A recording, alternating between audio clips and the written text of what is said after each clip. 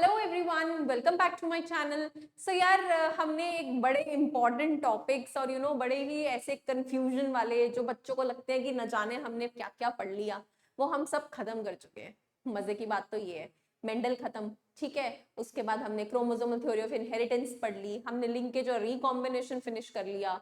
Then हमने polygenic inheritance, प्लियोट्रोपिज्म जैसे छोटे छोटे टॉपिक्स फटाफट खत्म कर दिए। अब हमारा टॉपिक आता है सेक्स डिटर्मिनेशन का, जो क्लास 10th में भी हम पढ़ते हैं, बाकी छोटी क्लासेस में भी हमने रीड किया होता है। जनरली सेक्स डिटर्मिनेशन से हमें याद आता है X X chromosome in females, X Y chromosome in males. अगर ये दोनों पेयर हुआ तो बेबी गर्ल बनेगा, और अगर ये पेयर हुआ तो बेबी बॉय बनेगा। This is the sex determination we all know, we have studied in our past classes, and out of interest also ये बच्चों को मोस्टली पता होता है, ठीक है, since it is related to us, related to our gender। तो page number 69-70 खोल लीजिए, वहां पे सेक्स डिटर्मिनेशन गिवन है। इस वीडियो में मैं उसका पार्ट 1 डिस्कस करूंगी, मैंने वो बड़ा टॉपिक था, मैंने 2 में डिवाइड कर दिया। Then further sex determination humans और हनी भी अलग से लेंगे, ठीक है जी। चलिए, The mechanism of sex determination has always been a puzzle before the geneticist। अब अगर आप इस पैराग्राफ में आधी लाइंस तो कहानी है, ठीक है, कि ये सेक्स डिटर्मिनेशन तो हमेशा से ही एक इशू रहा जब भी जेनेटिसिस्ट ने इनहेरिटेंस पढ़नी चाहिए।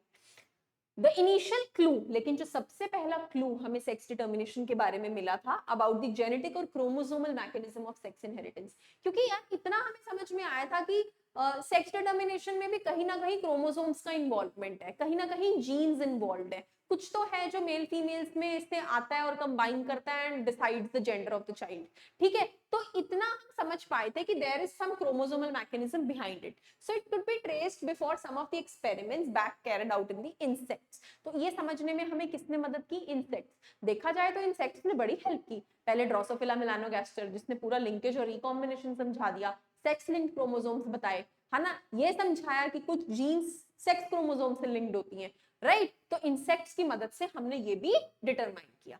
In fact, the cytological observations. Now, what do you mean by cytological observation? It means observation of their cellular structure. उनके cells को देख के हमने ये conclusion निकाला that the number of insects made in a number of insects led to the development of concept of chromosomal basis of sex determination.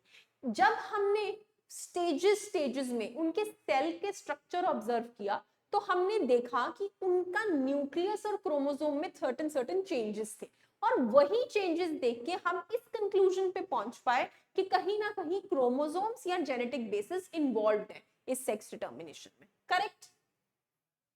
हेंकिंग एक scientist थे जिन्होंने 1891 में ट्रेस किया था specific nuclear structures all through spermatogenesis. What is spermatogenesis? Spermatogenesis is the sperm formation, sperms का बनना, ठीक है, दैट इज स्पर्मेटोजेनेसिस।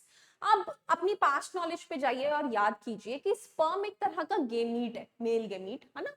और हम हमेशा पढ़ते हैं कि गेमीट कौन से डिवीजन से बनते हैं? मियोसिस। मियोसिस अगर हो रही है तो वहां पे क्या हो रहा है? Chromosome number is getting reduced to half, वो आधा हो रहा है। तो इसका मतलब ये जायज है कि जो न्यूक्लियस के अंदर जेनेटिक मटेरियल है उसमें कुछ ना कुछ चेंजेस दिखे होंगे साइंटिस्ट को, correct. In a few insects, and it was also observed by him that 50% of the sperms received that structure which was earlier observed in the nucleus of the cell which had been divided, while 50% में वो structure नहीं receive हुआ। मतलब initially जो chromosome था अगर उसके 2 parts थे, ठीक है, एक्स और वाई, तो आधे स्पर्म्स में एक्स गया और आधों में वाई गया, या मे बी उनको एक ही दिखा, उनको एक ही दिखा, लाइक उनको सिर्फ एक्स दिखा और अगला ब्लैंक था, तो इसमें उनको कुछ नहीं दिखा और यहाँ पे सिर्फ एक्स दिखा, ऐसा भी पॉसिबल हुआ, है ना। Henking gave a name to this body, जो उसको ट्रांसफर होती हुई दिखी उसने उसका नाम दे दिया एक्स बॉडी, लेकिन वो उसका कुछ खास सिग्निफिकेंस समझा नहीं पाया, इतनी उसके पास एडवांसमेंट नहीं थी, करेक्ट। फर्दर इन्वेस्टिगेशंस, जब और साइंटिस्ट ने हैंकिंग के साथ मिलके और इन्वेस्टिगेशंस करी तो उन्होंने ये कंक्लूड किया जो एक्स बॉडी हैंकिंग ने दी थी वो एक क्रोमोसोम था, ठीक है। And it was, that is why it was given the name as X chromosome. तो जब माइक्रोस्कोप्स वेल डिस्कवर हो गए, है ना, क्योंकि याद करो हमने पढ़ा था कि 1900 तक डिस्कवरीज हुई थी इसकी, तो 1891 और 1900 तक आते आते थोड़ा और स्पैन बढ़ गया, डिस्कवरीज बढ़ती चली गई, है ना, एडवांसमेंट आ गई। तो वहां पे हमने देखा कि जो हैंकिंग ने सिंपल बॉडी बोली थी, वो सिर्फ बॉडी नहीं थी, वो एक्चुअली एक क्रोमोसोम था। तो दैट मीन्स 50% ऑफ स्पर्म में वो एक्स क्रोमोसोम गया उस इंसेक्ट में, whereas 50% ऑफ स्पर्म्स में वो एक्स क्रोमोसोम नहीं गया। ठीक है, so there might be a situation कि वो पर्टिकुलर इंसेक्ट के मेल्स में कुछ हो सकता है एक्स और टाइप का इनहेरिटेंस। ओ मतलब नथिंग, मैंने उसको रिप्रेजेंट करने के लिए डाल दिया बस। Okay, it was also observed that in large number of insects, खूब सारे insects में, the mechanism of sex determination is of the exotype। मैंने बोला ना, उन्होंने नाम ही ऐसे दे दिया exotype, ठीक है।